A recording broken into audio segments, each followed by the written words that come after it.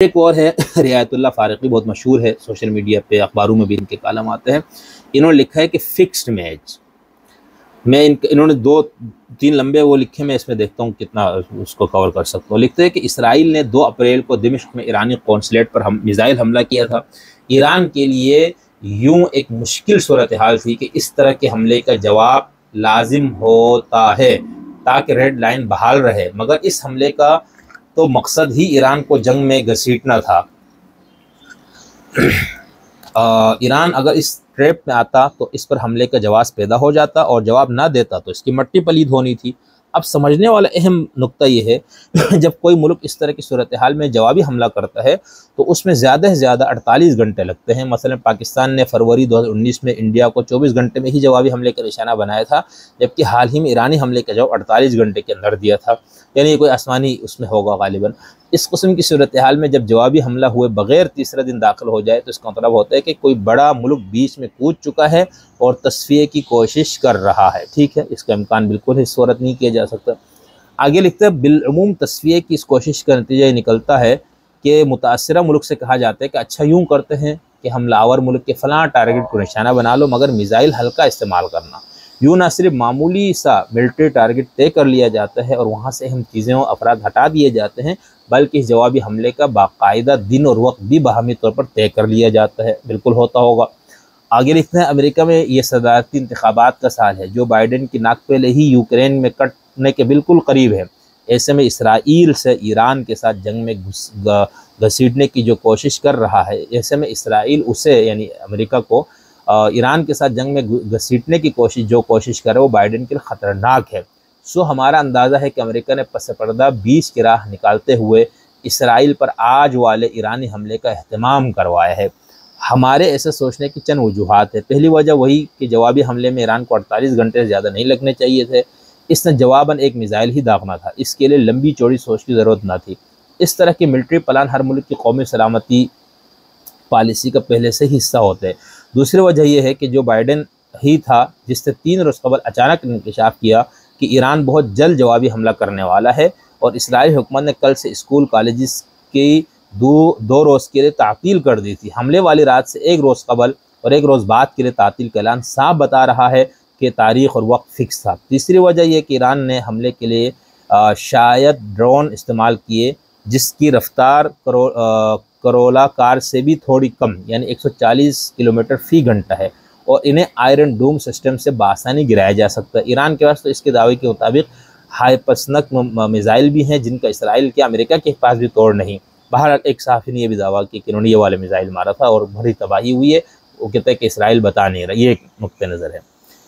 इसने 200 ड्रोन्स की बजाय एक अदद हाइपरसोनिक मिसाइल क्यों इस्तेमाल ना किए जो सीधा टारगेट को हिट करता। चौथी वजह यह कि हमले के फ़ौरन बाद ईरान ने यूँ कहा मामला ख़त्म समझा जाए। ईरान को ये कहने की ज़रूरत ही क्या थी, उसे तो अकड़ना चाहिए था कि उखाड़ लो जो उखाड़ सकते हो। पांचवी सबसे अहम वजह यह कि ईरान रूस और चीन दोनों की रेड लाइन की हैसियत रखता है। सो बीजिंग और मास्को में टेंशन के आसार क्यों नज़र ना आए। वज़ीर ख़ारजा की दौड़ें लगनी चाहिए थी कि ईरान के जवाबी हमले से तीसरी आलमी जंग छिड़ सकती है। बीजिंग और मास्को का पुरसुकून रहना मैच फिक्सिंग की सबसे बड़ी दलील है। लेकिन हमारे ये तमाम तज़िया गलत भी साबित हो सकता है, और गलत साबित होने की एक ही सूरत है कि इसराइल ईरान पर हमला कर दे। चलिए देखती है कि इसराइल ऐसा करता है यानी। हाँ, ये बात ठीक है, यानी अब ये भी नज़र आना चाहिए कि अगर ऐसा कोई मशकूक इतना नहीं है मामला, तो फिर इसराइल को बहुत अच्छा मौका है कि वो दोबारा इसके ऊपर एक वो करे। आगे एक और उसमें लिखते हैं कि ईरान ने अपने सारे ड्रोन उन मकामात से भेजे जहाँ या तो अमेरिकी बेस मौजूद था या बहरी बेड़ा। चुनांचे ख़ुद अल जज़ीरा ने रिपोर्ट किया कि सारे ड्रोन इसराइल की फ़िज़ाई हदूद के बाहर ही अमेरिका ने गिराए हैं। आयरन ड्रोम खा मखा ही और एक्टिंग करता रहा। ज़ेर नज़र सेटेलाइट पिक्चर उर्दून के बॉर्डर पर कायम अमेरिकी बेस से टावर 22 की है। कुछ अर्सा कबल यहाँ ईरान नवाज़ ग्रुपों के हमले में 3 अमेरिकी फ़ौजी मारे गए थे। तब अमेरिकी सदर ने दावा फरमाया था हम पर उर्दून में हमला हुआ है। उस पर उर्दून ने जवाब दिया टावर 22 उर्दून की हदूद में नहीं है, हमारी हदूद में किसी पर हमला नहीं हुआ। अब आइए असल बात की जानिब। आपने तो नोट किया होगा कि हमारे ईरान नवाज़ दोस्त सुबह से ये बावर करा रहे हैं कि वो तो उर्दून ने ईरान के ड्रोन गिरा दिए, वरना अब तक आधा तल अवीव राख का ढेर बन चुका होता। हकीकत ये कि प्लान के मुताबिक उर्दून के साइड से आने वाले ड्रोन टावर 22 ने गिराए हैं। ये बहुत लंबा है इनका दूसरा जो वो है, मैं सिर्फ थोड़ी सी चीज़ पढ़ लेता हूँ। आगे लिखते हैं, एक ज़रूरी वजाहत करते चलें, हम सियासी तज्ज़ियाकार हैं, चीज़ों का तज्ज़िया हक़ाइक़, हाँ ये ज़रा अहम है, इन्होंने अपनी सफाई भी दी कि हम सियासी तज्ज़ियाकार है, तज्ज़ियों का चीज़ों का तज्ज़िया हक़ाइक़ की रोशनी में सियासी बुनियाद पर ही करते हैं, इससे मसलक वसलक का कोई ताल्लुक़ नहीं होता। यही वजह है कि हम उस रिवायती सुन्नी बयानिए को तस्लीम नहीं करते कि ईरान और अमेरिका में कोई दुश्मनी नहीं। ये बहुत अहम बात है, ख़ुद कट्टर सुन्नी है, इनके आलिम वालिद साहब जो है वो बहुत बड़े शेखुल हदीस थे देवबंद के मदरसे में सब कुछ, और ये ख़ुद तमाम भाई इनके जो है वो इसी उससे है, ये ख़ुद भी मसलकन आपको लगेगा बड़ा सख्त देवबंदी टाइप, लेकिन ये इन्होंने ये अपनी सफाई दी। और ये बात जो हमने पहले कही थी कि हमारे कहा जाता है कि अमेरिका और इसराइल में, अमेरिका और ईरान में, इसराइल और अमेरिका की कोई दुश्मनी अंदर से मिले, ये पूरा एक बयानी है। तो इन्होंने कहा कि हम उस रिवायती सुन्नी बयानिए को तस्लीम नहीं करते कि ईरान और अमेरिका में कोई दुश्मनी नहीं, क्योंकि हम जानते हैं कि ईरानी इनकलाब ने बिल्कुल इब्तदाई ज़माने में ही अमेरिका और फ्रांस दोनों को मुहलिक तरीन हमलों का निशाना बनाया था, लेकिन गुज़श्ता शब वाला हमला फ़िक्स था और मैच फ़िक्सिंग की वजह फ़कत अमरीकी मजबूरी थी। अगर अमेरिका में इलेक्शन के साल ना होता और यूक्रेन वाली ज़िल्लत भी सर पर ना खड़ी होती तो अमेरिका को इस मैच फ़िक्सिंग की ज़रूरत ना पड़ती। हम ज़ाती तौर पर इस मैच फ़िक्सिंग की हामी है, क्योंकि इसमें असल ख्वारी इसराइल को उठानी पड़ी है। इसराइल गज़ा वाली इबरतनाक शिकस्त के बाद फ़तह की तलाश में दर बदर की ठोकरें खा रहा है। उसका ख्याल ये था कि अगर ईरान को उकसा लिया जाए तो मगरबी ममालिक की मदद से ईरान के ख़िलाफ़ फ़तह गज़ा वाली ज़िल्लत को बुला देगी, मगर चाचा बाइडेन ने कहा चल, आगे इन्होंने वो चे वाला लफ्ज़ लिखा है, और मैं तेरी अस्करी फ़तह के लिए अपनी इंतखाबी फ़तह दाव पर नहीं लगाऊंगा। फिर किसी एक और बंदे ने, उनका नाम नहीं था, उन्होंने इसका एक इस पे लिखा है कि क्या ईरान का हमला ड्रामा था, ये जो कहा गया ना मैच फिक्सिंग ड्रामा। तो लिखते हैं कि ईरान के हमले के फौरी बाद से 4 किस्म के भरपूर जोर लगाकर प्रोपेगेंडा फैला रहे हैं कि ईरान का हमला कमज़ोर था, ये कमी थी, ये ड्रामा था, वगैरह वगैरह। इन चारों के अलग अलग मकासद हैं। नंबर 1, पाकिस्तानी फ़ौज के ख़रीदे हुए लिफाफी सहाफ़ी और नून लीगी पटवारी, उनको फ़ौज ने टास्क दिया है कि ईरान के हमले के को कमज़ोर पेश करके दिखाया जाए, ताकि पाकिस्तानी जर्नलों पर तनकीद ना हो कि इन्होंने फ़लस्तीन के लिए कुछ नहीं किया। बार ये इनका ख्याल है।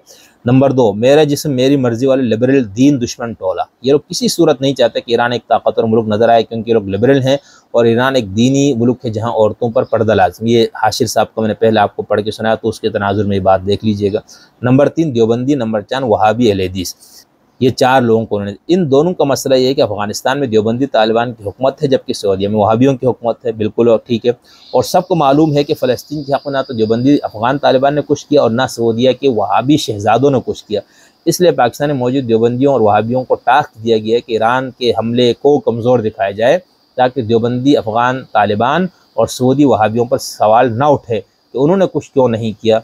इसलिए बेहतर है कि ईरान के हमले को ड्रामा कह दिया जाए। बहरहाल अच्छा तबसरा है। इन चारों बेगरतों से सवाल है कि मान लिया ये हमला कमज़ोर था, ये हमला टोपी ड्रामा था, अब नून लीगी पटवारी बताएं कि टोपी ड्रामा पाकिस्तानी फ़ौज ने क्यों नहीं किया। पाकिस्तानी फ़ौज तो ड्रामे करने में सबसे ज़्यादा तेज़ है। और देवबंदी ये बताएं कि उनके अफ़गान तालिबान ने फ़लस्तीन के लोगों के लिए क्या काम किया, जबकि वहाबी अहले हदीस ये बताएं कि उनके सऊदी शहजादों ने अय्याशियाँ करने के सिवा फ़लस्तीन के हक़ में इसराइल के ख़िलाफ़ एक हमला भी क्यों नहीं किया। याद रखें, ईरान ने एटमी पावर न होने के बावजूद पाकिस्तानी गद्दार जर्नेलों को आईना दिखाया कि देखो हमने अपनी बिसात के मुताबिक हमला कर दिया।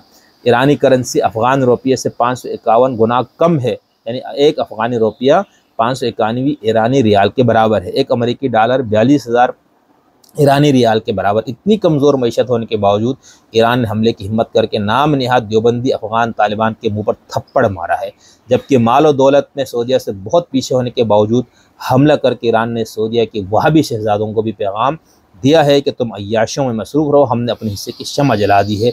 ये तहरीर हर जगह शेयर करें ताकि इस प्रोपेगेंडे का सद्देबाब हो। अब ये एक ग्रुप से मैंने लिया है और जिस पर शेयर किया था मैंने पूछा भी था इसके तहरीर करने वाला कौन है, तो सब ने कहा हमें मालूम नहीं, तो मैंने भी इसको नामालूम के नाम से ही पेश किया है। अगर ये सुना किसी ने इसको और किसी को मालूम है तो नाम बता दे, तो हम या आप उन्हें उसमें हमारे कमेंट्स में इसको मेंशन कर दे। लेकिन ये एक अच्छा जवाब आपको नज़र आ रहा है, ठीक है। वो ईरान नवाज़ कैंप का बड़ा मजबूत वो है, तो मुखालिफ कैंप को भी तो कोई जवाब तो आना ही है ना।